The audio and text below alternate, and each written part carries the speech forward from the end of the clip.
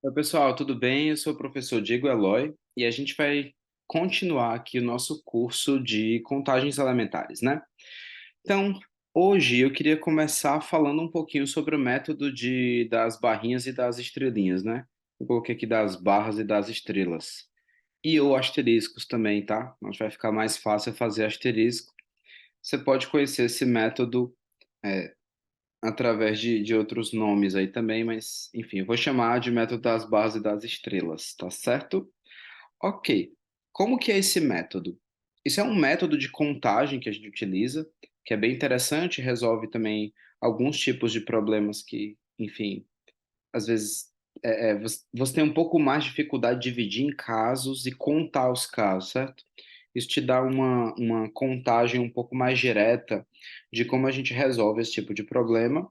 E eu vou tentar trazer aqui para vocês não só o conceito desse método, né, das barrinhas das estrelinhas aqui, mas também alguns problemas onde a gente consegue aplicar esse método, tá? Ok. Como que funciona esse método?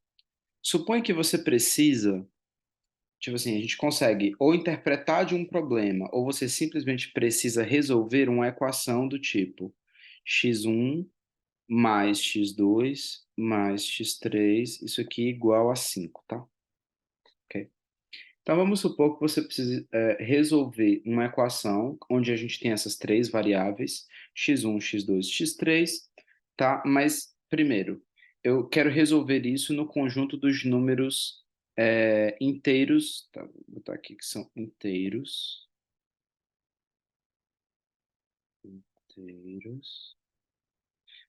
não negativos, tá? Inteiros não negativos. Mas aí pode ser zero, tá? Ok? Então, quantas são as soluções que a gente tem nos inteiros não negativos? Na verdade, se eu diminuir um pouquinho esse número, talvez a gente consiga fazer meio que na marra, né? Todas as soluções. Deixa eu tentar aqui, vai, para 3. Então, eu tenho a solução um e um, mas eu tenho a solução 2 1 e zero, né? Mas eu também tenho a solução 3 0 e 0. E as permutações, não é isso? Uma não tem permutação, né? Então vou dar uma solução só. 2 1 0 os três são diferentes, então eu tenho seis possibilidades, né? Permutando entre eles. 3 0 0 tem esses dois que são iguais e o 3 que é diferente. Isso me dá aqui um total, então, deveria ser 6, mas aí eu divido por 2, né? Está 3. Ok? Que é o 300, 030 e o 003, né? Três possibilidades. Ok, então isso me dá um total aqui de 10 soluções nos inteiros não negativos. Ok. Obviamente, quando esse número aqui do lado direito é pequeno, e eu tenho também, assim, essa quantidade de variáveis aqui, é mais fácil a gente fazer isso como a gente chama na marra, né? Fazendo na marra é mais fácil. Mas o que ocorre quando do lado direito a gente tem um número grande?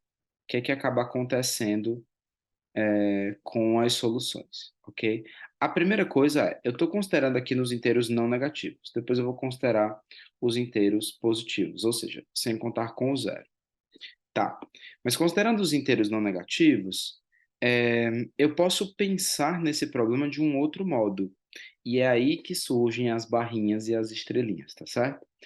Vamos considerar que cada sinal de mais desse aqui vai ser representado por uma barrinha. Então, eu tenho uma barrinha aqui, ó, e outra barrinha aqui, certo?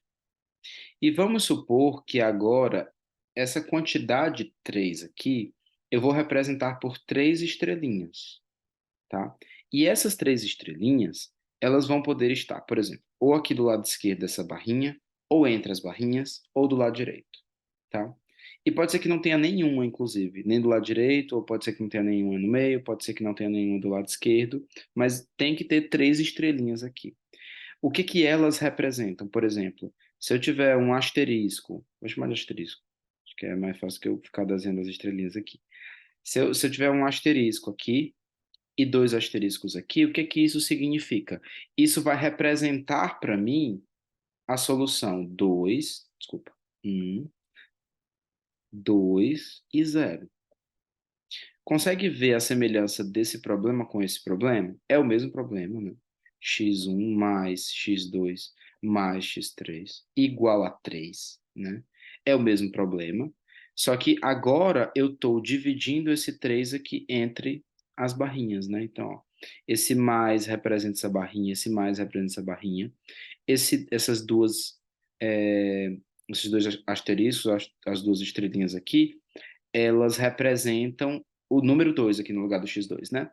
E aqui essa única estrelinha aqui também representa o 1 aqui do lado esquerdo, beleza? Tá? Então, isso quer dizer que todas as soluções dessa equação eu consigo representar com as barrinhas e os asteriscos, tipo, os asteriscos, né? Tipo, eu tenho essas duas barrinhas, coloco 3 asteriscos aqui, e aí não coloco mais nenhum, né? Tá aqui, o que que isso representa para mim? Representa a solução, 3, 0, 0. Então, já que todas todas as soluções dessa equação podem ser representadas por essas barrinhas e esses asteriscos, como que a gente consegue resolver o problema olhando só para as barrinhas e para os asteriscos? Então, o meu problema agora mudou um pouquinho. Ao invés de encontrar todas as soluções para isso, eu tenho que encontrar todas as maneiras nas quais eu consigo permutar essas barrinhas e esses asteriscos, tá bom? De quantas maneiras eu consigo permutar, ou seja, trocar de lugar essas barrinhas e esses asteriscos? Para cada troca de lugar, isso vai me dar uma solução diferente. Eu já mostrei aqui para vocês. E todas as trocas possíveis de lugar vão me dar todas as possíveis soluções para esse problema. Então, de quantos modos eu posso fazer isso? Vamos lá. O que eu tenho aqui são 5 coisas, das quais eu tenho 2 repetições para as barrinhas e 3 repetições para as estrelinhas, né? Então, como que fica o cálculo da quantidade de permutações que eu tenho disso aqui? Ora, se todas as coisas fossem diferentes, tanto as barrinhas quanto as estrelinhas, eu teria 5 fatorial. Mas nem todas são diferentes, né? Então, cada vez que eu troco 2 estrelinhas de lugar, isso não muda a minha configuração. Então, por exemplo, eu acabei de falar de troca de lugar aqui, né? Se eu trocar essas duas de lugar, não muda nada, concordo? Que eu tenho 2 estrelinhas aqui, não vai mudar nada. Ok, se eu trocar essas 2 estrelinhas aqui de lugar, ó, também não muda nada. É uma estrelinha por outra. Assim, eu sei que eu não desenho muito bem, mas considere que elas são assim, iguais, né? Ou minimamente idênticas. Tá, mas o que eu tô querendo dizer é que se eu trocar as estrelinhas entre elas, não vai mudar. Se eu trocar essas duas barrinhas aqui, ó, também não vai mudar a configuração. Ou seja, eu estou contando a mais nesse 5 fatorial. E o que é que eu preciso fazer para não contar a mais? Eu preciso dividir por 3 fatorial, no caso, que é a quantidade das estrelinhas, e depois um 2 fatorial aqui, que é a quantidade das barrinhas aqui, tá? Então, isso é a minha solução para esse problema, ok? Que aí vai me dar um resultado, 5 vezes 4 vezes 3 fatorial, dividido pelo 3 fatorial, e aqui tem um 2. O 3 fatorial corta, 5 vezes 4, 20, dividido por 2 dá 10. Coincidência? Não, tinha que dar o mesmo resultado mesmo, tá? Tá, vamos lá. Ok. Então, eu consigo transformar toda a equação, se eu estiver buscando soluções inteiras e não negativas, tá? Toda equação desse jeito aqui, com algumas variáveis e um número inteiro. Se eu quiser saber a quantidade de soluções, eu consigo resolver transportando o problema para um problema em que eu tenho as barrinhas e os asteriscos, tá? Eu costumo fazer sempre esse 5 fatorial como sendo tudo, e depois eu divido pelos fatoriais das repetições, tá bom? Mas, se você for procurar em outras literaturas, também existem pessoas que fazem isso de uma maneira um pouquinho diferente, mas o resultado é o mesmo. Por exemplo, eu tenho aqui 5, escolhe 3, por exemplo, ou 5 escolhe 2, sei lá, que é a mesma coisa, né? Ou 5 escolhe 3 ou 5 escolhe 2 aqui, depende do que você estiver olhando, mas pode ser o 3 aqui, tá? Que significaria meio que 5 é tudo o que você tem, ou você pode somar a quantidade dos mais aqui com esse 3, tem gente que faz assim, Tem gente que soma a quantidade de variáveis mais o 3 diminui um. Algo dessa natureza você chega no 5. E aí você escolhe 3 porque tem 3 aqui, tá?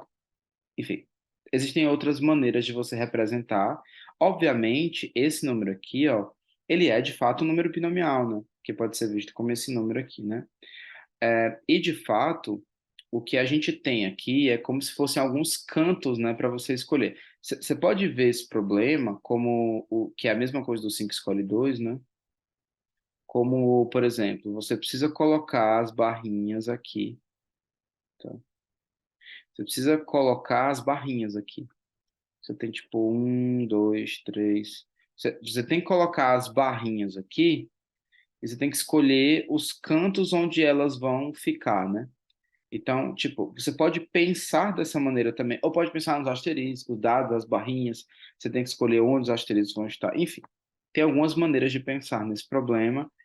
Eu acho que é a maneira mais simples, ou pelo menos o que funciona para mim, mas, enfim, você que sabe o que é melhor para você, e às vezes tem uma coisa que é melhor para o seu aluno, né? Que depende muito do que você já falou até agora. Para mim, trabalhar isso como permutação com repetição funciona e é mais fácil, e aí eu aproveito e falo um pouquinho de permutação com repetição também, tá? Então é assim que eu resolvo esse tipo de problema. Tá, esse tipo de problema aqui é para inteiros não negativos, tá?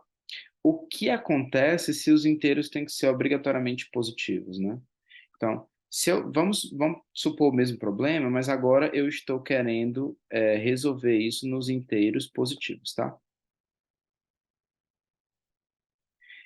Qual que é a diferença dos inteiros positivos para os inteiros não negativos? Aqui não tem o zero, né? Se não tem o zero, o que é que significa? Eu tenho que ter pelo menos um, certo? Ou seja, o x1 tem que ser pelo menos um. O x2 tem que ser pelo menos um. E o x3 tem que ser pelo menos um, tá? Então, nesse caso, como o x1 tem que ser pelo menos um, o x2 tem que ser pelo menos um, o x3 tem que ser pelo menos um, então, na verdade, eu só tenho uma opção, né? Que é exatamente a solução 1, tá? Só tenho essa opção. Então, eu só tenho uma solução para essa equação nos inteiros positivos. Tem que ser obrigatoriamente 1 e 1, tá bom? Lembrando, a gente está falando de positivos, então não, assim, não faz sentido a gente pegar nenhum negativo aqui. Beleza, tá? Outra maneira de fazer esse tipo de problema é o seguinte: você já sabe como fazer o problema quando os inteiros são não negativos. Então, uma coisa bem normal quando a gente quer fazer esse problema é uma substituição de variável. Ok. Eu sei fazer quando os inteiros são não negativos, utilizando essa permutação com repetições. Como que eu saio de um problema onde os inteiros são positivos, volto para os inteiros não negativos e resolvo do modo como eu já sei? A gente faz uma substituiçãozinha aqui, ó. O y1 você chama de x1 mais 1, tá? É, Tá, na verdade, vamos fazer o contrário, né? Eu sei que o x1 é pelo menos 1, né? Então, eu vou chamar o x1 de y1 mais 1, tá? Porque ele é pelo menos 1, ele vai ser 1 mais alguma coisa. O x2 eu vou chamar de y2 mais 1. Por quê? Porque como ele é maior ou igual que 1, ele é 1 mais alguma coisa, né? E o x3, ele vai ser o y3 mais 1. Porque também ele é maior ou igual que 1, que ele é inteiro positivo, né? Daí o que a gente faz? A gente substitui isso na equação original, tá? No nosso caso aqui, você vai ver que, enfim, só vai ter uma solução, mas em geral isso não acontece. Eu vou mostrar através de outros exemplos também. Substituindo na equação original, eu tenho que x1 mais x2 mais x3, isso é igual a 3. Então isso me dá um y1 mais um y2 mais 1 mais um y3 mais 1, tá? Isso aqui tem que ser igual a 3, né? Que eu já tinha isso. Tá, mas aí eu tenho um mais um, isso é 3, né? Então, o que eu fico, na verdade, a equação é y1 mais y2 mais y3, isso aqui igual a zero, né? Porque vai ser 3 menos 3. E aí os inteiros são não negativos. Se os inteiros são não negativos, eu posso ter o zero, mas não posso ter negativo. Então, a única solução para isso aqui é todo mundo igual a zero. Então, novamente, eu só tenho uma solução, tá certo? Só tenho uma solução. Se você quiser pensar como as barrinhas e as estrelinhas, eu vou ter duas barrinhas, mas não vou ter nenhum asterisco, né? E aí, de quantas maneiras eu posso, eu posso permutar isso aqui se eu tenho uma maneira, né? Que se eu trocar as barrinhas, ainda se eu trocar as barrinhas de lugar, vai ser a mesma coisa, né? Então, só tem uma maneira, tá bom? Então, obviamente, esse exemplo que eu peguei foi um exemplo baixo para que a gente pudesse fazer todos os casos aqui e eu pudesse mostrar para você que a gente tem o mesmo resultado. Mas nem todos os problemas a gente faz com números baixos aqui, não, tá bom? E eu vou tentar te mostrar como que a gente, como é que a gente utiliza esse método das barrinhas e das estrelas em problemas, tá bom? Vamos começar com um problema um pouco mais direto. Quantas são as soluções inteiras e não negativas de x mais y mais z mais w igual a 5, ok? Então, esse é um problema um pouquinho mais direto, que apesar de saber que você já entendeu, mas vai que por alguma razão, essa é uma das primeiras vezes que você está vendo esse método, que não é muito, acho que não é muito visto em sala de aula, na verdade. Então, é, eu quero todas as soluções inteiras e não negativas, né? Não negativas inclui o zero, então a gente faz só do jeito que eu já tinha dito. Ok, cada sinal de mais é uma barrinha, e cada um dessas unidades aqui é um asterisco, né? Então, eu tenho um total de 5 asteriscos e um total de 3 barrinhas, né? Como que a gente faria a permutação dessas barrinhas e dessas estrelinhas aqui, no caso dos asteriscos? Eu tenho 8 coisas, então 8 fatorial, e aí eu tenho 5 asteriscos e tenho 3 barrinhas, né? Então, isso fica 8 vezes 7 vezes 6 vezes 5 fatorial, sobre 5 fatorial vezes 3 fatorial, que é 6, né? A gente corta aqui o 6 com 6 e o fatorial, o 5 fatorial com 5 fatorial. Isso vai dar 8 vezes 7, que vai dar 56. Então, quantas soluções inteiras não negativas a gente tem para esse problema? 56. Então, tá vendo como foi relativamente rápido, né?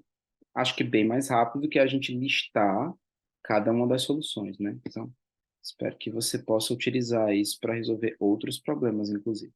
Vamos ver aqui o próximo problema?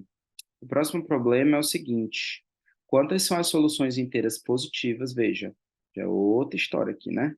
Soluções inteiras positivas para x mais y mais z mais w agora é igual a 10, tá? Tá. A solução vai ser semelhante. O primeiro passo é o que a gente vai fazer. Eu já disse para vocês, né? A gente vai fazer uma substituição, porque agora, como as soluções são inteiras positivas, então ela é pelo menos um. Então, se ela é pelo menos um, eu posso trocá-la por um mais alguém. Então, eu vou chamar x de x1 mais um. Vou chamar o y de y1 mais um, tá? Vou chamar o z de z1 mais um. E vou chamar o w de w1 mais um, tá? Só que dessa vez não vai zerar o lado direito, né? Então, eu vou conseguir ver quantas soluções eu tenho. Ok, eu vou substituir agora nessa equação x mais y mais z mais w igual a 10. Então, eu vou ter aqui o x1 mais um, que é o x, mais vou ter o y1 mais um, que é o y, mais vou ter o z1 mais um, que é o z, e vou ter um w1 mais um, que é o w, isso aqui é igual a 10, tá? Tá, agora a gente passa meio que a responsabilidade para outras variáveis, x1, y1, z1 e w1. Como tem 4, passando para o outro lado fica 10 menos 4, 6. E aí o que a gente tem que encontrar são as soluções de x1 mais y1 mais z1 mais w. Só que eu botei a vírgula aqui não, mas ok. Mais w1, isso aqui igual agora a 6, tá? Só que agora, tanto o x1 quanto o y1, quanto o z1, quanto o w1 são maiores ou iguais que zero, tá? Ou seja, eles podem ser zero. Se eles podem ser zero, o que a gente faz? Barrinhas e asteriscos, tá? Então, para cada sinal de mais, isso vai representar uma barrinha para mim, e os asteriscos, eu tenho 6 asteriscos, tá? Quando eu coloco os asteriscos aqui, gente, não significa que essa vai ser a posição deles para sempre não, tá bom? Eu estou dando só um exemplo de 6 asteriscos, tá? Só para a gente lembrar quantos tem. E aí, como é que a gente faz? Eu tenho um total de 6, com mais 3 barrinhas, eu tenho 9 coisas. Então, isso me dá 9 fatorial. Mas dessas 9 coisas, 6 delas são repetidas e 3 delas são repetidas. Isso vai me dar, então, 9 vezes 8 vezes 7 vezes 6 fatorial, dividido por 6 fatorial, e aqui eu vou colocar 3 vezes 2 vezes 1, que vai ser mais fácil de cancelar. O 6 fatorial eu consigo cancelar direto, o 3 eu cancelo com o 9, tem um 3 aqui, o 2 eu cancelo com o 8, tem um 4 aqui ainda, né? Então, 4 vezes 3 vai dar 12, e aí 12 vezes 7 vai dar 84, né? 84, então, é o número de soluções para isso, tá bom? Ah, e o que é que vai acontecer se o x1 for zero? Isso não vai dar problema? Não, porque se o x1 for zero, o x vai ser 1, ó, porque o x ele é x1 mais 1. Então, isso nunca vai dar problema, você só vai estar passando a responsabilidade de algumas variáveis para outras variáveis, mas isso não vai dar problema, tá? De jeito nenhum. E você continua conseguindo resolver este problema, mas agora as soluções são inteiras e positivas, ok? Então, essa é a diferença entre esses dois problemas, soluções inteiras e não negativas, eu faço direto. Soluções inteiras positivas é quase direto, uma substituição e já resolve o problema. Beleza? Ok? Vamos ver agora como que a gente consegue utilizar esse método para resolver outros tipos de problema de combinatória. E aí eu aproveito para mostrar para vocês alguns exemplos, né, de questões onde a gente pode utilizar esse conceito e que você pode modificar e também utilizar como exercício em sala de aula. Então vamos lá, ó. Tem 9 pessoas, deixa eu colocar aqui. Tem 9 pessoas, né? E elas subiram no elevador na portaria de um prédio de 4 andares, tá bom? Todos vão sair em algum dos andares, um, dois, três ou quatro. A portaria não é o primeiro andar. Então, tem a portaria, o térreo, né? Aí vai um, dois, três e quatro, tá? Ele vai parando. E as pessoas vão sair, todas elas vão sair. Quando chegar no quarto, as últimas pessoas saem, se tiver alguém, se não tiver ninguém. Chega no quarto sem ninguém, certo? Essa é a ideia. Tá, no quarto andar. De quantos modos isso pode acontecer? Olha que interessante, né? É um, a gente pode transformar esse problema numa equação, não é? Imagina o prédio, imagina os andares aqui. Você não sabe quantos, mas tem o quarto andar aqui, ó. Aí tem o terceiro, e aí tem o segundo, e aí tem o primeiro, e bem aqui você tá na portaria. Bom, ok, o elevador vai subir. E aí, eu sei quantas pessoas saíram no primeiro andar? Não, né? Já que eu não sei, eu vou chamar de X1, tá? Eu sei quantas pessoas saíram no segundo andar? Não. Então, eu vou chamar de X2. Eu sei quantas pessoas saíram no terceiro andar? Não. Então, eu vou chamar de X3. Eu sei quantas pessoas saíram no quarto andar? Não. Então, eu vou chamar de X4. O que é que eu sei sobre X1, X2, X3, X4? Eu sei a soma, né? Porque o que é que o problema diz? Que 9 pessoas subiram no elevador.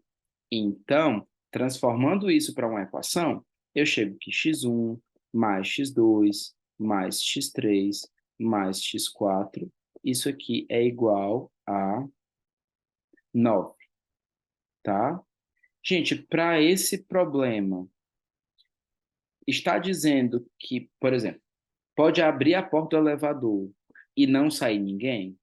Isso pode acontecer, não pode? Porque a questão não está dizendo que em cada andar, por exemplo, vai sair pelo menos uma pessoa. Isso era uma outra restrição que pode ser colocada. E aí é um outro problema, que aí as soluções elas vão ser inteiras positivas. Mas para isso, as soluções aqui são não negativas, tá?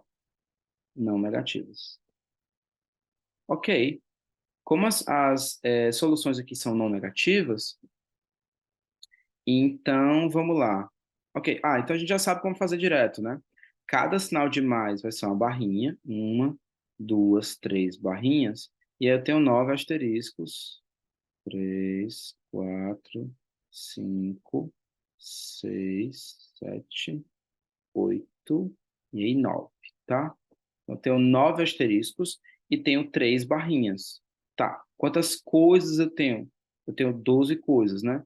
Então, isso me daria 12 fatorial dividido por... Mas tenho 9 repetições, que são os 9 asteriscos. E depois tenho mais 3 repetições, que é 3 fatorial. Isso me daria, então, 12 vezes 11 vezes 10 vezes o 9 fatorial, dividido por 9 fatorial, vezes 3 fatorial, né?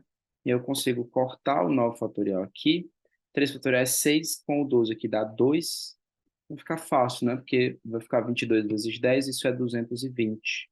E essa é a resposta para esse problema. Então, existem 220 maneiras dessas 9 pessoas saírem em algum dos andares. Uma delas poderia ser: todo mundo sai no primeiro andar, todo mundo sai no quarto andar, todo mundo sai no terceiro, todo mundo sai no segundo. Tudo isso está sendo contado aqui nesse cálculo, beleza? Então, isso vai dar 220, beleza? Então, a gente só precisa interpretar o problema, levar o problema para um problema de combinatória que a gente sabe resolver e resolver este problema de combinatória, tá bom? Vamos fazer mais um problema aqui, ó. Esse problema é o seguinte: o Filipinho é viciado em chocolate e decidiu ir na loja Chocolata para comprar exatamente 6 chocolates, tá bom? Há 3 tipos de chocolates, né, na loja: com amêndoas, o amargo e o ao leite. Sabendo que Filipinho comprou pelo menos um chocolate de cada tipo, de quantos modos ele pode comprá-los? Então, esse é um outro problema que também pode ser traduzido de um jeito, né, de um outro jeito, digamos, combinatório, para um problema de uma equação que a gente precisa resolver nos inteiros, neste caso, nos inteiros positivos, porque ele comprou pelo menos um chocolate de cada tipo. Eu sei quantos chocolates ele comprou de cada tipo? Não, mas eu sei que ele comprou pelo menos um de cada tipo. Se ele comprou pelo menos um de cada tipo, então as soluções elas têm que ser positivas, ok? Tá, vamos lá. Então vamos chamar de x1 a quantidade de chocolates com amêndoas que ele comprou, tá bom? Vamos chamar de x2 a quantidade de chocolates amargos, esse aqui é o amargo, que ele comprou, tá? E x3 a quantidade de chocolate ao leite que ele comprou. Então esse é ao leite, ok? Beleza. Tá, então você tem x1, x2, x3. Eu sei que tanto o x1 quanto o x2 quanto o x3 são maiores ou iguais que 1. Porque ele diz aqui, a gente está resolvendo o item A, né? Porque ele diz aqui no item A que ele comprou pelo menos um chocolate de cada tipo. Então, x1, x2 e x3 são todos maiores ou iguais que 1. Ok. Tem alguma outra informação que a gente sabe sobre x1, x2, x3? Tem, né? Eu sei que a soma vai dar 6, né? Porque ele comprou exatamente 6 chocolates. Então, o x1 mais o x2 mais o x3, isso aqui tem que ser exatamente 6, né? Mas aí, gente, o x1, x2 e x3 são maiores ou iguais que 1. Vamos novamente voltar para o problema que a gente sabe resolver, que é os não negativos, e a gente faz direto, né? Então, o x1 eu posso chamar de 1 mais y1, já que ele é maior ou igual que 1. O x2 eu posso chamar de 1 mais y2. E o x3 eu posso chamar de 1 mais y3, tá? Ok, substituindo nesta equação, a gente ganha que o y1 mais o y2 mais o y3 vai acabar sendo igual a 3, né? Porque 1 mais 1 mais 1 é 3, né? Então, y1 mais y2 mais y3, isso igual a 3, beleza? E essa equação a gente já resolveu, não já? Peraí. A gente, deixa eu dar uma pescada aqui. Já resolveu, né? Tem 10, tem 10 soluções, então não precisa resolver de novo. Ok, então para o item A já está resolvido, mas só para, né, o pessoal não ficar aí falando nada, tem as duas barrinhas e tem os 3 asteriscos, né? Asteriscos. Quando você faz a conta, eu consigo encontrar aqui 10 soluções, né? Então, tem 10 modos dele comprar os chocolates, comprando pelo menos um chocolate de cada tipo, tá? Isso é o item A, tá bom? Beleza? Tá, mas tem o item B aí também, né? Ó. Como que é o item B? O item B é o seguinte: se Filipinho não vai necessariamente comprar um chocolate de cada tipo, de quantos modos ele pode comprá-los? Então agora é um pouquinho diferente. Eu continuo com as mesmas variáveis, eu continuo tendo x1 mais x2 mais x3, opa, mais, isso aqui é igual a 6. Porém, agora, tanto x1 quanto x2 quanto x3, isso aqui é maior ou igual que zero, tá? Isso é maior ou igual que zero, tá bom? Porque agora não necessariamente ele vai comprar um chocolate de cada tipo. Se ele não precisa comprar um chocolate de cada tipo, então ele pode comprar zero chocolates de algum, tá bom?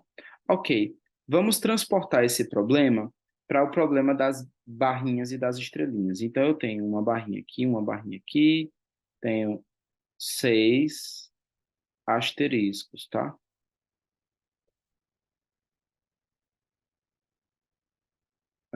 Ok. Então, como eu tenho aqui 6 asteriscos, e duas barrinhas, então eu tenho um total de 8 coisas, né? Isso vai nos dar, então, 8 fatorial, tá bom? Dividido por, aí eu tenho 6 fatorial aqui, porque são 6 asteriscos, e depois eu tenho asteriscos, e eu tenho 2 fatorial. Então, isso vai me dar 8 vezes 7 vezes 6 fatorial, sobre 6 fatorial vezes 2, né? Porque o 2 fatorial é 2.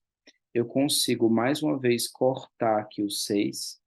E aí eu consigo cortar o 2 com o 8, sobram 4 aqui, 4 vezes 7 vai dar 28, então eu tenho 28 soluções. Então perceba que já era esperado isso, né? Eu tenho mais soluções se eu puder não escolher algum dos chocolates, né? Era, já era uma coisa esperada, né? Então eu tenho mais soluções quando eu posso não escolher nenhum dos chocolates, tá certo? Então, esse é um problema que a gente consegue transportar para um problema, né, de combinatória utilizando as equações que eu já tinha falado para vocês antes, e aí quando a gente chega nas equações é um pouco mais fácil se a gente sabe utilizar o método das barrinhas e das estrelinhas. Beleza? Então, vamos aqui para o próximo problema. O próximo problema é o seguinte: tem-se 10 bolas para um sorteio e elas devem ser colocadas em 3 urnas. De quantos modos isso pode ser feito? E de quantos modos as bolas podem ser colocadas nas urnas se cada urna deve ter pelo menos 3 bolas? Então, esse modelo, né, esse método de solução, também pode ser conhecido como esse né, de colocar as bolas nas urnas também, porque funciona a mesma coisa, né? Imagina que você tem 3 urnas aqui, né? Então, sou muito bom em desenho, mas vamos lá, tem 3 urnas. E você tem que colocar as 10 bolas nas urnas, certo? Ok, eu posso pensar novamente. Tá, peraí. Antes disso, deixa eu dizer como é que a gente pode pensar no problema. Então, as bolas podem estar aqui dentro das urnas. Eu não estou colocando nenhuma restrição sobre isso, então eu posso ter, né, 3 nessa e 4 nessa urna, né? Mas, obviamente, tem as urnas aqui. Beleza. Eu posso pensar nesse problema do mesmo jeito que eu penso no método de barrinhas e asteriscos, né? Ó, eu posso pensar numa barra aqui, uma barra aqui, e eu tenho os asteriscos entre as barras, né? À medida que eu tenho os asteriscos aqui entre as barras, isso me diz quantas bolas vão estar nas urnas, né? Certo? Ok. Então, se eu vou utilizar para resolver esse problema o método das barrinhas e dos asteriscos, eu tenho aqui 1, 2, 3, 4, 5, 6, 7, 8, 9, 10, né? 10 asteriscos. E 2 aqui, que são as duas barras, né? Então, novamente, basta eu fazer. Seria 12 fatorial se todo mundo fosse diferente, mas aí eu tenho 10 fatorial porque tem os 10 asteriscos que são iguais entre si, e 2 fatorial porque eu tenho as duas barras, né? Isso é a mesma coisa, veja só. Isso é a mesma coisa de 12, né? Escolhe 10 ou escolhe 2, né? Mesma coisa, tá? 12 escolhe 2. Ok, ok, tá. E qual que é esse número, né? Então, eu tenho 12 fatorial dividido por 10 fatorial vezes 2 fatorial. Isso é 12 vezes 11 vezes 10 fatorial. E aqui embaixo tem 10 fatorial vezes 2, que é o 2 fatorial, né? Então, eu consigo cortar aqui o 10 fatorial com o 10 fatorial. E o 12 eu cancelo com o 2, mas sobram 6 ainda aqui, né? 6 vezes 11, isso dá 66. Então, de quantos modos isso pode ser feito? 66, tá? Então, existem 66 maneiras de colocar as bolas nas urnas. Aqui, é importante dizer isso, né? O que eu fiz aqui, eu não considerei que cada urna tem que ter pelo menos uma bola, né? Por quê? Porque o problema não diz isso. O problema só diz que a gente tem que colocar as 10 bolas em 3 urnas. Se o problema não diz que cada urna tem que ter pelo menos uma, duas, sei lá, alguma coisa dessa natureza, então eu posso considerar que, por exemplo, uma das urnas não vai ter nada, certo? Então, poderia ter todas as bolas em só uma das urnas. Essa é uma solução possível, já que não tem nenhuma restrição, tá? Mas, vamos para a segunda parte do problema, ó. De quantos modos as bolas podem ser colocadas nas urnas se cada urna deve ter pelo menos 3 bolas? Então, cada urna deve ter pelo menos 3 bolas. Pelo menos 3, então pode ter mais do que 3, né?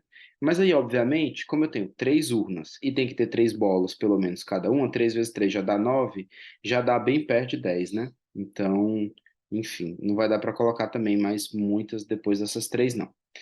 Tá, então de que modo a gente pode fazer isso? Vamos voltar um pouquinho para o método de barrinhas e estrelinhas, onde a gente utiliza as equações, tá? Então, esse problema é a mesma coisa que resolver. Digamos que x1 é a quantidade de bolas que vai ter na urna, na primeira urna, depois eu tenho x2, depois eu tenho x3. E isso aqui tem que ser 10, né? Assim? Para resolver esse problema agora, sabendo que cada urna tem que ter pelo menos 3 bolas, eu vou fazer novamente uma substituição de variável. Mas agora eu sei que tem que ter pelo menos 3, né? Se tem que ter pelo menos 3, o x1 aqui eu posso escrever como y1 mais 3, né? Depois eu tenho um x2 aqui, que eu posso escrever como y2 mais 3. Um x3 aqui, que eu posso escrever como y3 mais 3, tá? Então, se eu substituir tudo isso nesta equação, o x1 aqui é a mesma coisa do y1 mais 3, o x2 aqui é a mesma coisa do y2 mais 3, e o x3 aqui é a mesma coisa do y3 mais 3, tá? E isso aqui é 10, ok? Tá, então eu tenho que o y1 mais o y2 mais o y3, isso aqui vai acabar sendo igual a 1, porque 3 vezes 3 é 9, quando eu passo para o outro lado dá 1. E agora o que eu sei é que o y1, o y2 e o y3, eles são maiores ou iguais que zero, não é isso? Essa é a condição que eu sei. Beleza. Daí para eu resolver isso aqui, para y1, y2 e y3 maiores ou iguais que zero, isso é fácil, né? Eu tenho duas barrinhas e só tenho um asterisco aqui, né? Então isso vai me dar 3 fatorial dividido por 2 fatorial, porque eu tenho duas barrinhas aqui, né? Isso vai me dar 3, então eu só tenho 3 soluções. Que também dava para ver, né? Que era 1, 0, 0, ou 0, 1, 0, ou 0, 0, 1. São as únicas 3 soluções. Então eu tenho 3 soluções para isso, beleza?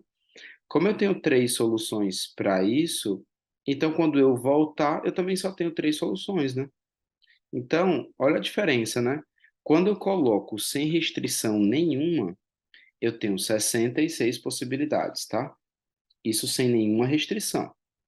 Porém, quando eu coloco a restrição de que cada urna deve ter pelo menos 3 bolas, eu só tenho 3 opções. Como que seria o mesmo problema se ao invés de ter pelo menos 3 bolas em cada urna, tivesse pelo menos duas? Obviamente, eu iria fazer uma outra substituição, né? Então eu teria, né, x1 mais x2 mais x3 igual a 10, né? Mas agora eu faria, por exemplo, x1 é um z1 mais 2. X2 é igual a um z2 mais 2. E o x3 é igual a um z3 mais 2. Isso aqui, quer dizer, isso depende do problema. Consegue enxergar isso? Por exemplo, por que que eu substituí por y1 mais 3, y2 mais 3, y3 mais 3? Porque eu tinha certeza que tinha mais de 3, né? Porque tem pelo menos 3. A mesma coisa agora com relação ao se tivesse pelo menos duas. Então, eu troco por Z1 mais 2.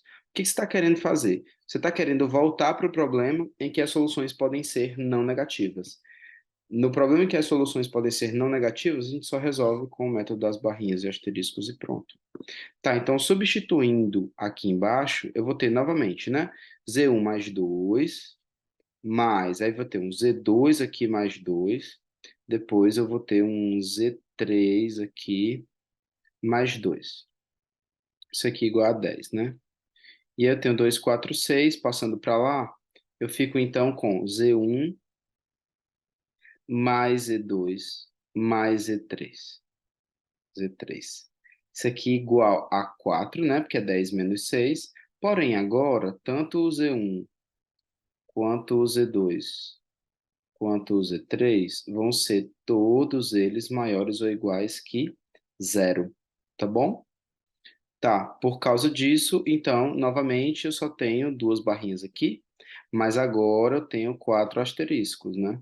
Então, veja que por isso a solução, né, no caso, a resposta vai mudar, porque agora eu tenho 6 fatorial, e aí eu tenho 4 fatorial por causa dos asteriscos e 2 fatorial por causa das duas barrinhas. Então, isso vai me dar 6 vezes 5 vezes 4 fatorial sobre 4 fatorial vezes 2, né? E aí o 4 fatorial eu consigo cortar, o 6 eu consigo cancelar com 2, aqui tem um 3. 3 vezes 5 dá 15. Então isso aqui vai dar 15. E aqui é o total. Aí você consegue ver que vai decrescendo, né? Se eu consigo, por exemplo, se eu tivesse considerado que cada urna precisaria ter pelo menos uma bolinha, já teria um outro resultado. Considerando que cada urna precisa ter pelo menos duas, 15. Considerando que cada urna tem que ter pelo menos três, só tem três soluções. E aí as soluções elas vão diminuindo conforme eu vou dizendo que as urnas têm que ter mais bolas, porque tem um grau de liberdade menor, né? É como se fosse a liberdade das variáveis aqui. Tá bom? Ok? Então, esse é o método que a gente chama de barrinhas e estrelinhas, o asteriscos, alguma coisa desse natureza, e que funciona para muitos tipos de problemas. Espero que vocês tenham gostado aí dos tipos de problemas que a gente abordou aqui. E aí, lembrando, você pode dar uma modificada nos problemas para que você possa levar isso para a sala. Tá bom? Ok, gente? Beleza. Vamos passar aqui, então, para um próximo assunto. E esse próximo assunto tem a ver também com um pouco de contagem, que é o princípio da inclusão e exclusão. Você já ouviu falar nesse princípio? Eu espero que sim, mas se não, hoje vai ser a primeira vez que você vai ouvir sobre isso. Então, o princípio da inclusão e exclusão é uma coisa que parece até óbvia, se a gente olhar como porque isso é uma coisa da teoria dos conjuntos, né? Que se você olhar por um diagrama de Venn, você acha uma coisa óbvia, né? O diagrama de Venn, ela é uma coisa muito boa para nos mostrar graficamente o que está acontecendo. A gente só tem que ter um cuidado com a limitação do conjunto, porque às vezes o conjunto não é limitado daquele jeito que ele está sendo mostrado, mas a gente pode utilizar para tentar enxergar alguma coisa. Então, suponha que a gente tem dois conjuntos, tá? Nós temos A e B são dois conjuntos. Então, eu tenho aqui o conjunto A, tá bom? Não vai ficar muito bom, não, mas fazer até um, assim já, né? Pra fazer que eu tô querendo não fazer uma circunferência, né? Mas o pessoal vai achar que eu tava querendo fazer uma circunferência. Claramente não, né? Então, tem A e B aqui, dois conjuntos, tá bom? A princípio, eu não sei se eles têm interseção ou não, mas eu vou colocar como se eles tivessem interseção, tá bom? E o que é o princípio da inclusão e exclusão? Vamos supor que eu quero saber o número de elementos do subconjunto. Eu vou chamar de n de A o número de elementos de A. Eu vou chamar de n de B o número de elementos de B, tá? Então, o que é o n do A e o n... Oh, desculpa. O n do A eu já sei, o n do B eu já sei também. Eu quero encontrar uma fórmula para o n do A ou B. N do A ou B, né? A gente sabe que o ou pode significar em alguns outros contextos como o união, né? Ou o vizinho, né? Então, está o número de elementos que está em A ou está em B. Ou seja, eu estou contando o número de elementos que está aqui em todo mundo. Mas o modo como eu conto isso importa, né? E muitas vezes, quando a gente está contando essa quantidade de elementos, a gente pode se confundir um pouquinho justamente por causa dessa parte aqui, ó, dessa interseção. E é por isso que a gente estuda um pouquinho do princípio da inclusão e exclusão. Como que seria a fórmula para a gente encontrar o número de elementos de A união B, tá? Então vamos pensar assim, seria muito bom se isso estivesse em função do número de elementos de A e o número de elementos de B. Então, será que isso é o número de elementos de A mais o número de elementos de B? Eu acredito que essa é uma das primeiras ideias que a gente tem, acho que é normal, qualquer pessoa, quando te perguntam sobre o número de elementos de A união B, certo? E aí, claro que vai conter todos os elementos de A, e claro que vai conter todos os elementos de B. Mas qual que é o problema? O número de elementos de A vai ser isso aqui que eu estou pintando de verde, tá? Isso tudo aqui são o número de elementos de A. E o número de elementos do B vai ser o que eu vou pintar aqui de vermelho, ó. Esse aqui é o número de elementos de B, tá? Teve alguma interseção entre os dois? Se os dois conjuntos tiverem interseção, tem interseção. E aí, esse é o problema. O que está pintado de azul aqui, o que estava anteriormente pintado de azul, e agora talvez seja mais fácil você ver, é exatamente a interseção do A e do B. Mas essa interseção do A e do B, ela é contada duas vezes. Quando a gente conta o número de elementos de A, ela é contada uma vez. Quando a gente conta o número de elementos de B, ela é contada outra vez. Então, o número de todos os elementos que estão em A ou em B, ele pode ser número de elementos de A mais número de elementos de B, mas eu vou precisar retirar o número de elementos de A em interseção B. Por que que eu vou precisar retirar o número de elementos de A interseção B? Porque eu estou contando eles duas vezes. Eu conto ele uma vez aqui no número de elementos de A, conto ele outra vez no número de elementos de B, e eu estou retirando uma vez. E aí, se eu retiro uma vez, eu realmente só estou contando uma no fim das contas, né? Então, o número de elementos de A ou B é igual ao número de elementos de A mais o número de elementos de B menos o número de elementos da interseção. Claramente, se não tiver interseção, já está feito o problema. O número de elementos de A ou B é só o número de elementos de A mais o número de elementos de B, porque essa parcela aqui, inclusive, ela vai ser zero, né? Porque não vai ter mais, beleza? Mas, supondo que não é zero, ou seja, supondo que tem interseção, é assim que a gente conta o número de elementos de A ou B, né? Ou seja, eu quero saber todos os elementos que estão em A ou em B. Ok? Beleza? Tá, vamos supor então que a gente tem alguns. Vamos contar aqui, deixa eu tentar apagar aqui. E aí vamos supor um exemplo com alguns elementos mesmos nos conjuntos, tá? Então, o A tem alguns elementos aqui, tá? E tem alguns elementos aqui na interseção, e o B tem outros elementos aqui, tá certo? Que eu não sei quem são, mas é a quantidade. Então, por exemplo, quem que seria o número de elementos de A união B nesse contexto? O número de elementos de A união B nesse contexto seria 1, 2, 3, 4, 5, 6, 7, 8, 9, 10, 11, 12, 13, 14, 15, 16, 17, 18, 19, 20. Então seria 20, tá? Pronto. Se eu pudesse contar, obviamente não é sempre assim, mas se eu pudesse só contar, e se eu soubesse todos os elementos, daria 20, concorda? Mas vamos pensar de uma outra forma. Vamos pensar que eu vou contar os elementos do A, vou contar os elementos do B e depois vou retirar a interseção. O que, que é o número de elementos de A? O número de elementos de A vai ser 1, 2, 3, 4, 5, 6, 7, 8, 9. Então, o número de elementos de A é 9.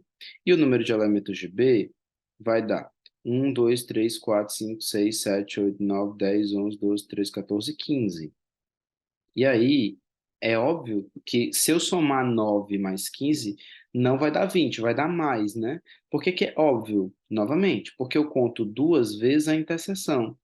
Quem que é o número de elementos da interseção? O número de elementos de A interseção B, isso é 4, né? Então, olha que bacana, dá exatamente isso. Quem que é o número dos elementos de A mais o número de elementos de B, menos o número de elementos da interseção, né? Aí eu vou escrever a interseção B. Isso é igual a 9, mais o número de elementos de B é 15, menos 4. Isso vai dar 24 menos 4, isso vai dar 20. E aí 20 vai ser a resposta. E a gente consegue ver que é a mesma coisa, tá?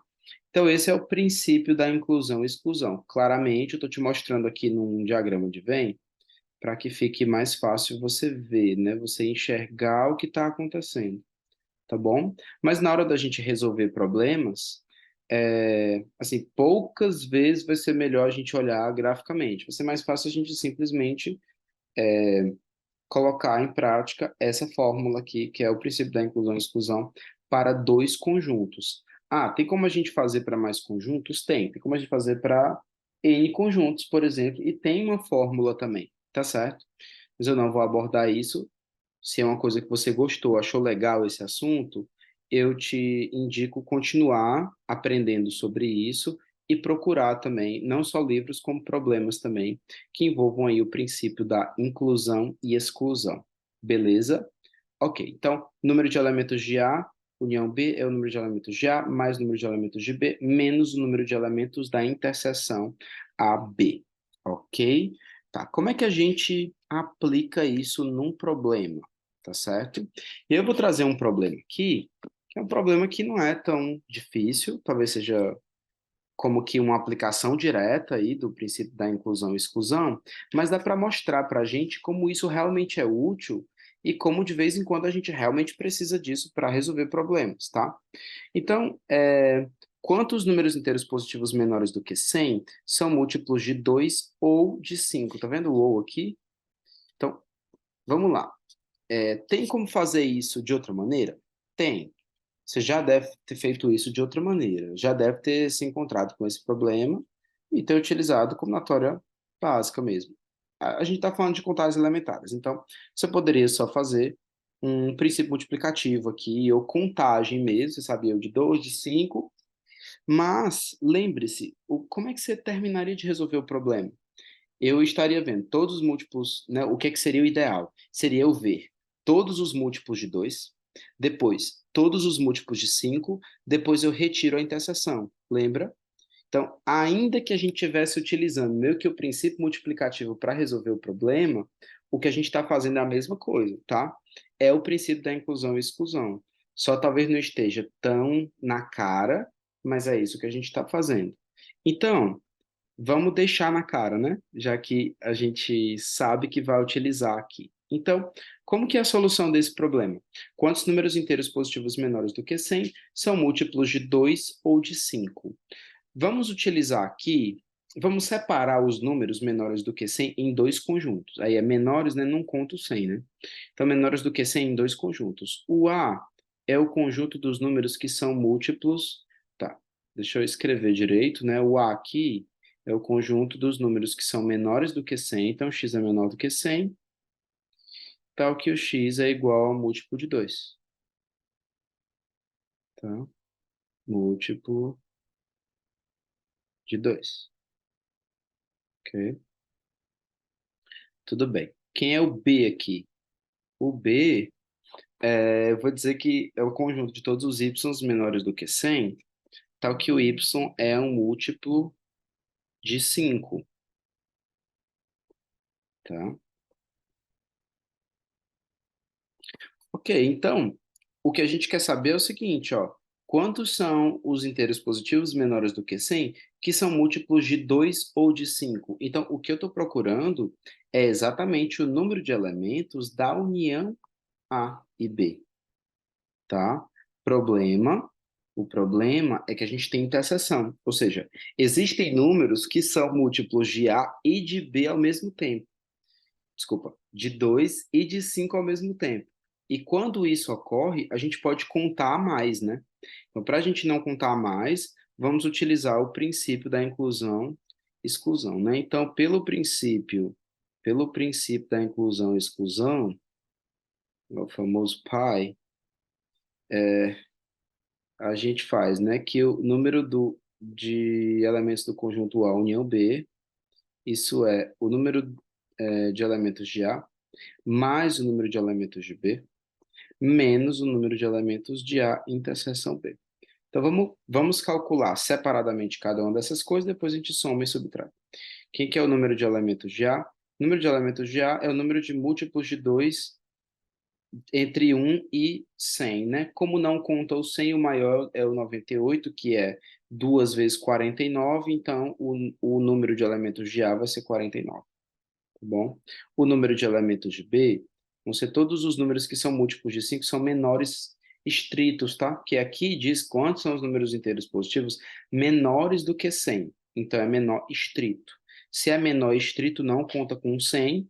Se contasse com 100, eu teria 20, então só tem 19 números que são divisíveis por 5, tá bom? Qual que é o número de elementos de A interseção B? Aí, o que que é A interseção B? Se A é o conjunto dos números menores do que 100 que são múltiplos de 2, B é o número o B é o conjunto dos números que são menores do que 100 e são múltiplos de 5, a interseção B vai ser o conjunto dos números que são menores do que 100, porque ambos são, então vai ser também, de modo que o número seja múltiplo de 2 e de 5 ao mesmo tempo. Quando um número é múltiplo de 2 e de 5 ao mesmo tempo, obrigatoriamente ele tem que ser múltiplo de 10, não é isso? Então, a quantidade de elementos de A interseção B vão ser todos os múltiplos de 10 entre 1 e 100, certo? Sem contar com 100. Se contasse com 100, a gente teria 10, né? Mas como não conta, então, na verdade, só tem 9. Tá. Então, como que é a conta que eu tenho que fazer? Então, o número de elementos de A união B é igual a 49 mais 19 menos 9. Isso vai dar 59, tá? E aí, essa é a resposta final, ok? Lembrando que, se você tentasse fazer de outra forma, sem usar o princípio da inclusão e exclusão, na verdade, sim, acho que você iria acabar recaindo no princípio da inclusão e exclusão, tá? Eu imagino que você ia acabar recaindo nesse princípio, porque você vai ter que ver os múltiplos de 2, os múltiplos de 5 e as interseções. Então, você ia ter que tirar a interseção de todo jeito. Por que que a gente tira a interseção? Para eu não contar os múltiplos de 10 duas vezes, já que os múltiplos de 10 são contados com múltiplos de 2 e múltiplos de 5. Então, dá para ver através desse problema que realmente o princípio da inclusão e exclusão é algo que é bem importante. Vamos ver aqui um outro problema, que é um pouco mais contextualizado, mas que também dá para usar o princípio da inclusão e exclusão. Ó, considere todos os números de 6 algarismos formados com os algarismos 1, 2, 3, 4, 5 e 6, tá bom? Quantos podem ser formados com o algarismo 2 ao lado do 1 ou do 3? Certo? Então, o 2 tem que estar do lado do 1 ou do lado do 3, né? E o item B, quantos podem ser formados de modo que o algarismo 2 não esteja do lado do 1 nem do lado do 3, certo? Então, eu acho que, eu não sei, mas assim, a impressão que eu tenho quando eu olho para um problema desse já é de utilização do que a gente está vendo, né? Que é o princípio da inclusão e exclusão. Por quê? Por causa desse ou aqui, né? Como tem esse ou, isso já nos revela, já nos dá uma dica de que se a gente separar em dois conjuntos, esse ou pode ser a união de dois conjuntos, tá? É o que me vem à cabeça quando eu penso nesse problema. Então, como que a gente resolveria o item A? Vamos definir dois conjuntos de modo que a união deles signifique exatamente o que o problema está propondo. Então, eu vou definir como A vai ser o seguinte: a quantidade de algarismos, de números de 6 algarismos formados com esses algarismos, de modo que o 2 está ao lado do 1, certo? E eu vou do 1. E eu vou chamar de B a quantidade de números de 6 algarismos formados com esses algarismos, de modo que o 2 esteja ao lado do 3, certo? Beleza? Tá. Então, sabendo que esse é o A e esse é o B, o que que nós podemos fazer, ó? Ah, Primeiro, né? O que eu quero saber é quantos podem ser formados com o algarismo 2 ao lado do um ou do 3. Então, realmente, o número de elementos que eu estou procurando é do A ou do B, certo? Isso é o que a gente está procurando. Mas aí, utilizando o princípio da inclusão e exclusão, como que a gente resolve esse problema? Isso é o número de elementos do A mais o número de elementos do B menos o número de elementos de A interseção B, né? E lembrando que o A interseção B vai significar o um tá junto do 2 e tá junto do 3 ao mesmo tempo, né? O 2 está no meio. Ok, o que é o N do A? N do A, o número de elementos do A, vai ser todos os números de seis algarismos formados por esses algarismos, onde o 2 está do lado do 1. Se o 2 está do lado do 1, você pode considerar que o 2 e o 1 são um número só, e aí eu tinha seis algarismos, agora eu tenho cinco algarismos, 1, 2, 3, 4, 5, porque o 2 já está do lado do 1, então eu estou contando os dois como um só, lembra? Isso é um outro, né, como que a gente fala, uma outra forma de resolver, né? Quando a gente quer ter certeza de que dois ou duas pessoas ou dois números estejam juntos, você considera eles dois como uma coisa só, que é aquilo que a gente está fazendo. Beleza, então tem cinco, quatro, três, dois e uma possibilidade aqui. Então, de fato, eu tenho 120 possibilidades para isso. Porém, o 2 estar ao lado do um, eu não sei se é o 2 à esquerda e o um à direita, ou se é o 1 à esquerda e o 2 à direita. Então, eu preciso, na verdade, multiplicar isso aqui por 2. E a resposta vai ser 240 para o número de elementos de A, tá? Eu vou fazer a mesma coisa para o número de elementos de B. E aí você consegue enxergar, até colocar aqui para a gente ganhar espaço, que na verdade é a mesma conta, né? O número de elementos de B vai ser a mesma conta, porque vai ser o 2, desculpa, ao lado do 3. Então isso vai dar 240 também, mesmíssima coisa. Agora, o que que é interseção, né? Então eu tenho que buscar o que que é o A, o número de elementos de A interseção B, certo? O que que é isso? Tá. Então o número de elementos de A interseção B, quando é que o A e o B acontecem ao mesmo tempo? O A e o B ocorrem ao mesmo tempo quando eu tenho o 1, 2, 3, ou quando eu tenho o 3, 2, 1, não é assim? Mas se eles três estão juntos, é porque o 2 tem que estar ao lado do um e ao lado do 3 ao mesmo tempo, né? Se os três estão juntos e eu tenho seis números, como é que eu vou fazer essa conta? Agora eu vou fazer uma conta como se só houvessem quatro algarismos, porque aí os três algarismos juntos vão representar um algarismo só, né? E aí os outros três algarismos ficam livres. Porém, eu não posso permutar os três da maneira que eu bem entender, certo? Eu só consigo ter essas duas possibilidades. Ou 3, 2, 1, ou 1, 2, 3. Porque o 2 precisa estar ao lado dos dois. Então, só tem essas duas possibilidades, tá? Como só tem essas duas possibilidades, eu tenho quatro possibilidades aqui para o primeiro algarismo, contando como se eles três fossem um algarismo também, tá? Depois eu tenho três possibilidades, duas e uma. Isso vai me dar 4 fatorial. E aí eu vou multiplicar isso por 2. Por que por 2? Porque pode ser 3, 2, 1, ou 1, 2, 3, mas só tem essas duas possibilidades. 4 fatorial vai dar 24 vezes 2, vai dar 48, né? Então, esse é o valor aqui do N da interseção de A com B, ok? Portanto, utilizando o princípio da inclusão e exclusão, deixa eu até apagar isso aqui, né, que eu já tinha colocado aqui a fórmula. Utilizando o princípio da inclusão e exclusão, isso vai ser igual a 240 mais 240 e depois menos 48. Isso aqui vai dar igual a 480 menos 48, isso vai dar então 432, e essa é a resposta para a quantidade de números de seis algarismos, formados com o 1, 2, 3, o 4, 5, 6, que a gente pode formar com o 2 ao lado do 1 ou ao lado do 3, tá certo? Tendo feito o item A, eu acredito que o item B é bem mais fácil, né? O item B é bem mais fácil.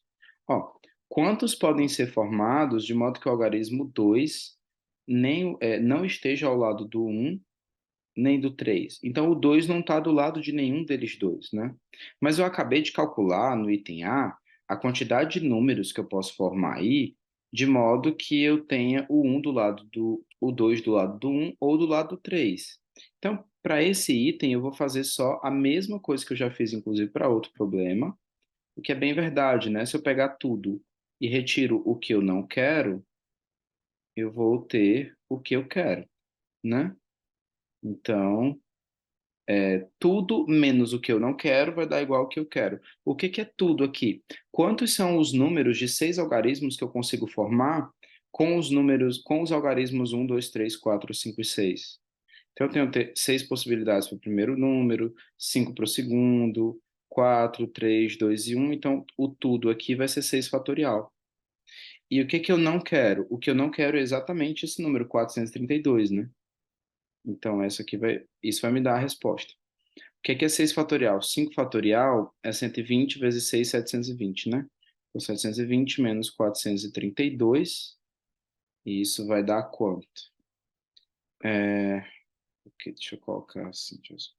Tá, isso vai dar, então, 298, é isso? Não, não 98, não é 88, né? 288, né? Vai dar 600, 720. É isso mesmo. Então, 288 é a resposta para o item B, ok? Essa questão é bem legalzinha, porque dá para a gente utilizar o princípio da inclusão e exclusão, e para além disso, também tem como a gente utilizar esta outra regra, que, volto a dizer, é uma coisa muito importante quando a gente está resolvendo problemas de combinatória, tá? Dá para resolver outros tipos de problemas também, mas principalmente combinatória. Vamos para o próximo problema? Então, o próximo problema na verdade, nos ajuda na teoria, né? Que é enuncie e prove o princípio da inclusão e exclusão, mas agora para 3 conjuntos. É bem interessante porque a gente pode utilizar o princípio da inclusão e exclusão não só para 3 conjuntos, mas tem como você generalizar isso, sei lá, para uma quantidade N de conjuntos, tá? Mas para 3 conjuntos é uma coisa também que me parece ser bem útil. Então, vamos ver aqui como é que a gente faz. Novamente, vamos considerar. Eu vou fazer aqui o diagrama de Venn só para a gente visualizar melhor, tá certo? E aí eu vou escrever como que. Quer dizer, a gente vai ver pelo diagrama como é que poderia ficar a fórmula, né? Então agora a gente considera um conjunto A, um conjunto B e um conjunto C, onde o número de elementos do A eu vou chamar de N de A, o número de elementos de B, N de B, e o número de elementos de C, o N de C, tá bom? A princípio, gente, a gente está trabalhando com conjuntos limitados, tá certo? Então, tanto para o que a gente fez antes, para o que a gente vai fazer agora, a gente está considerando conjuntos finitos e limitados, inclusive. Então, para os problemas que a gente está resolvendo, a gente está utilizando intrinsecamente essa condição, tá bom? Mas aí uma pergunta interessante, e será que dá para fazer com outros tipos de conjuntos? Tem algumas generalizações aí legais que eu vou deixar para vocês pesquisarem aí, né? Tem o A, o B aqui e aí considero o C, tá? Eu não sei se eles têm interseção, mas se eles tiverem, a gente vai ter que contar de todo jeito, né? Beleza? Ok. Então, deixa eu pintar aqui algumas dessas regiões que vão ser cruciais aqui para a gente, tá? Vão ser cruciais aqui para a gente. E depois eu vou dar o exemplo novamente com números, né? Que é o que a gente já fez antes. Tá bom. Então a gente tem os conjuntos A, B e C, eles não necessariamente precisam estar assim, tá? Pode ser que o C tenha interseção apenas com o B, mas não tenha com o A, ou vice-versa. A gente tem algumas maneiras, né? Mas para essa maneira aqui, eles todos têm interseção entre si, tá bom? Ok, beleza. Então vamos lá. O que que seria então o número de elementos de A ou B ou C, tá? Então quando eu falo princípio da inclusão e exclusão, normalmente o que a gente está falando eu quero saber a quantidade de elementos que tem nesses 3 conjuntos ao mesmo tempo, tá bom? E aí, qual que é o erro? Vamos lá. Obviamente, isso vai ter que ter o número de conjuntos do A mais o número de conjuntos do B mais o número de conjuntos do C, né? Isso é óbvio, tá? Isso precisa aparecer na fórmula porque eu preciso contar todos os elementos que estão em cada um dos conjuntos. Porém, vamos olhar aqui para as regiões aqui nesses conjuntos, tá? Essa parte que está de azul mais essa parte que está de vermelho vai ser contada quando eu conto o B e quando eu conto o A. Então, ela vai ser contada duas vezes. Como ela vai ser contada duas vezes, eu vou retirar essa parte, que é o número de elementos de A interseção B, tá bom? Lembrando, tem alguma diferença nesse princípio de inclusão e exclusão ou no que eu estou fazendo quando eles não têm interseção? Não, porque aí o número vai ser zero. Não tem problema. É até mais fácil para a gente. Ok, agora vamos olhar para essa parte vermelha e amarela, que é a interseção do B e do C. Ela vai ser contada duas vezes, porque eu vou contar quando eu conto o número de elementos do B, e ela vai ser contada quando eu conto o número de elementos de C. Então, eu retiro o número de elementos de A, interseção C. Tá? Agora vamos olhar para o A e para o C. Eu tenho o número de elementos de A e eu tenho o número de elementos de C. E eu tenho interseção dos dois, né? A interseção dos dois é essa parte verde e vermelha também. Então, eu preciso retirar a interseção do A e do C, porque ela vai ser essa parte vai ser contada duas vezes também. Uma vez aqui com A e outra vez aqui com C. Tá bom? O problema é, essa parte vermelha está em todo canto, né? Eu contei, por exemplo, quando eu contei o número de elementos de A, eu contei ela uma vez. Quando eu contei o número de elementos de B, eu contei ela duas vezes. E quando eu contei o número de elementos de C, eu contei ela três vezes, beleza? Então, eu contei ela três vezes. Ok, tá. Daí, o que que acontece? Eu retirei ela uma vez, quando eu retirei o número de interseções aqui, de A e B. Eu retirei ela duas vezes, quando eu tirei aqui essa interseção do A e do C. E eu retirei uma terceira vez, quando eu retirei a interseção do B e do C, certo? Então, na verdade, a parte vermelha, ela foi contada três vezes e ela foi descontada três vezes. Então, na verdade, ela não está nessa conta. Então, eu preciso, ao final, ainda somar o número de elementos de A, interseção B, interseção C, para que fique justo, né? Para que a fórmula fique, né, correta, certo? Então, olha, a fórmula é um pouquinho mais extensa, mas dá para a gente já perceber algumas coisas que vão acontecer se a gente generalizar, por exemplo, para N conjuntos, né? A, o número de elementos de A, união B, união C, vai ser o número de elementos de A mais o número de elementos de B mais o número de elementos de C, menos o número de elementos de A interseção B, menos o número de elementos de A interseção C, menos o número de elementos de... Opa, desculpa, gente. Vocês devem ter visto isso faz tempo, né? Eu acabei não mudando. Aqui, um dos dois vai ser B e C, tá? Vou colocar esse aqui. Menos número de elementos de B interseção C, menos número de elementos de A interseção C, mais o número de elementos da interseção A, B e C ao mesmo tempo, certo? Porque ela foi contada três vezes, descontada três vezes, então ela não está aí. Mas se tiver algum elemento, eu preciso somar. Se não tiver, não vai fazer diferença, porque isso aqui vai ser zero, enfim. Então, esta é a fórmula do princípio da inclusão e exclusão para três conjuntos. Será que dá para a gente analisar para N conjuntos? Possivelmente, né? Na verdade, a resposta é sim. E você já consegue perceber que pode ser que tenha uma certa alternância de sinais, né? E aí, isso lembra algumas expansões também, né? Binomiais e tal. Eu tenho aqui essa parte positiva, depois tem uma parte negativa, depois positiva de novo, e isso deve ir alternando de fato. Isso é uma coisa que está presente na generalização do princípio da inclusão e exclusão, tá bom? Se você ficou curioso, é bom você ir atrás, buscar, estudar também, tá bom? E, obviamente, num determinado nível de Olimpíada, é muito importante que os meninos saibam disso, tá? Ok? Beleza? Tá, vamos então tentar aplicar o princípio da inclusão e exclusão agora para três conjuntos com esse problema, tá bom?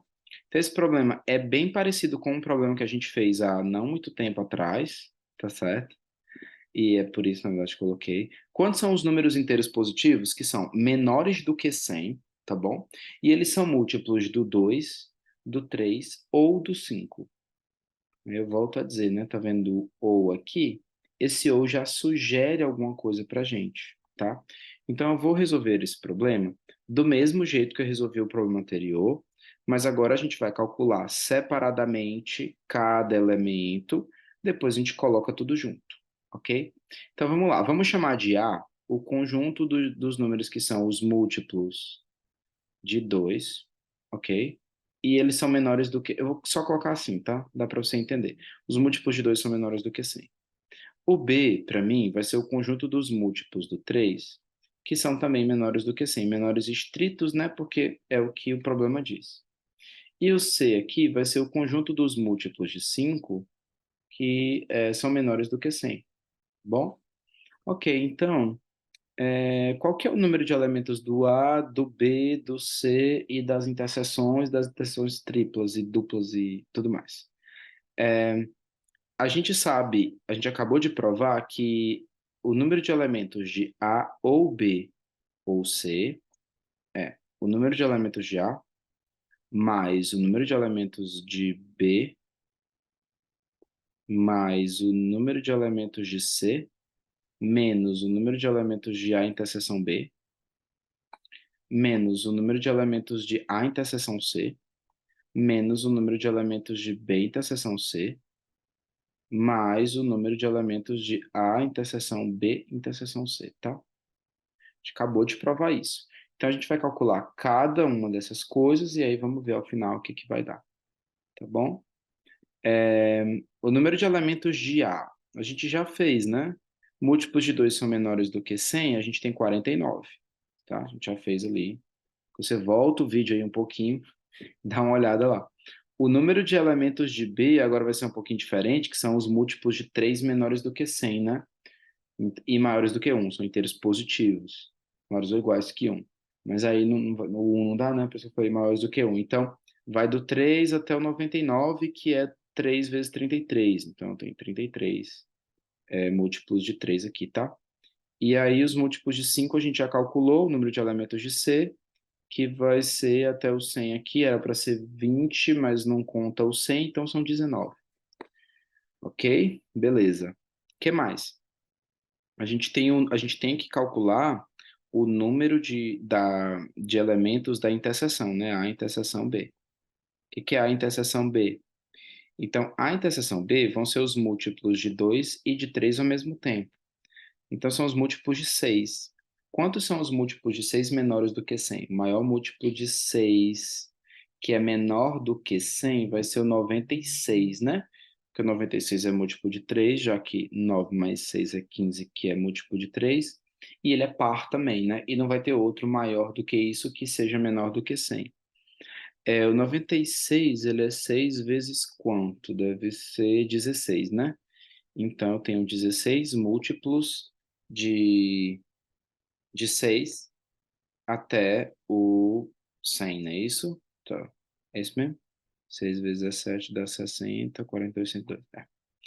Ok. Qual que é o número de elementos de A interseção C? A interseção C são 2 com 5, 10, né? Ah, isso eu já sei que a gente já calculou, acho, no outro, né? São 9. E aí o número de elementos de B, de interseção de B com C, são os múltiplos de 15. Aí múltiplos de 15 não vai ter muito, né? Vai ter o 15, o 30, o 45, 60, o 75 e o 90, né? Tá, então 15, 30, 45, 60, 75 e o 90, né? Então são 6, né? Então tem 6 múltiplos de 15 até o 100, beleza? 7 vezes 15 vai dar 105, é isso mesmo. Beleza. Ah, mas aí falta o número de elementos do A interseção B, interseção C, né? Quanto que dá isso? Isso vai dar 2, 3 e 5 vai ser de 30. Tem o 30 e o 60 e o 90, né? Então tem 3 aqui, beleza. Jogando na nossa fórmula, o número de elementos do A, união B, união C, vai ser igual. Eu faço 49 mais 33 mais 19. Aí depois tem alguns menos aqui, né? Então, menos 16, menos 9, menos 6 e depois um mais 3 aqui, tá certo? Tá, vamos somar todo mundo que tem mais, depois eu diminuo de todo mundo que tem menos. Isso aqui vai dar 82, com 19 vai dar 90, 101, com 3 dá 104, menos, isso vai dar 25, com 6 dá 31, né? 31. Isso vai dar, então, 73. Então, 73 vai ser o número de inteiros positivos menores do que 100, que são múltiplos de 2, 3 ou 5. Só ver se eu somei aqui certo. Isso vai dar 70, 82. Com 19 dá 90, 101. Com 3, 104. Deve estar tudo certo aí. Beleza? Se não tiver certo, vocês me corrigem aí, tá tudo certo. Você faz a conta certa e tá tudo bem, tá bom, gente? Tudo bem. Beleza. Então, esse é um exemplo de uma aplicação do princípio da inclusão e exclusão, que eu estou fazendo um pouco mais lento, porque pode ser que para alguns de vocês seja a primeira vez que vocês estejam vendo isso. Eu espero que não, sinceramente. Mas, só para você ir sabendo como que a gente faz, tá? Tá, vamos ver um outro problema aqui, tá? Esse é um outro problema, que é o seguinte, ó, vamos lá. É um pouco mais contextualizado, mas no fim das contas é a mesma coisa. Tá, então eu tenho Alberto, Bernardo e Carlos estão disputando uma corrida. De quantos modos o pódio pode ser formado? E aí, vamos lá, né? A gente está considerando que só tem eles três na corrida, e o pódio que eu estou perguntando é quem quer o primeiro lugar, o segundo lugar e o terceiro lugar, certo? Tá. De quantos modos o pódio pode ser formado? Então, eu tenho, não está dizendo aqui, mas vamos considerar que seja um item A aqui, né? Eu tenho três lugares, o primeiro, o segundo, o terceiro lugar, eu tenho três pessoas. Então, eu tenho três possibilidades, duas possibilidades, uma possibilidade, seis. Então, só tem seis, tá certo? Tá, B é o seguinte. Suponha que eles correram uma segunda corrida, tá? Existe a primeira aqui já. De quantos modos o pódio pode ser formado, sabendo que ninguém terminou a segunda corrida no mesmo lugar que terminou a primeira, certo? Então, ninguém pode ter terminado a segunda corrida no mesmo lugar que terminou a primeira. Tá? A gente pode fazer todos os casos, porque de fato só tem seis, né? Como só tem seis, você vai fazer todos os outros casos, né, da segunda corrida e vai ver de quantas maneiras isso pode ocorrer, certo? Mas tem como a gente fazer esse problema utilizando também como se fosse o princípio da inclusão e exclusão. Para três, né? Como assim? Considera que, por exemplo, você considera o A como sendo o conjunto do seguinte: o Alberto chegou na mesma posição. Então, Alberto, Alberto, mesma posição. Ok? Considera B como conjunto do que o Bernardo chegou na mesma posição, tá? Mesma posição. E, opa, posição. E aí vamos dizer que C é o conjunto nas quais o Carlos chegou na mesma posição. Ok? Ok. Então, como tem o A, o B e o C aqui, o que eu posso fazer? Eu posso contar o número de maneiras de A união B união C, utilizar como se fosse o princípio da inclusão e exclusão, e depois eu retiro do total, certo? Assim, honestamente, às vezes acaba dando mais trabalho, né? Como eu falei, você pode simplesmente fazer todos os casos, já que só são seis, né? Você pode realmente fazer todos os casos, não tem problema, tá bom? Só tô querendo te mostrar que você pode ver o problema de uma maneira diferente, tá certo? Então, como é que a gente faz isso aqui, né? Então, vamos lá.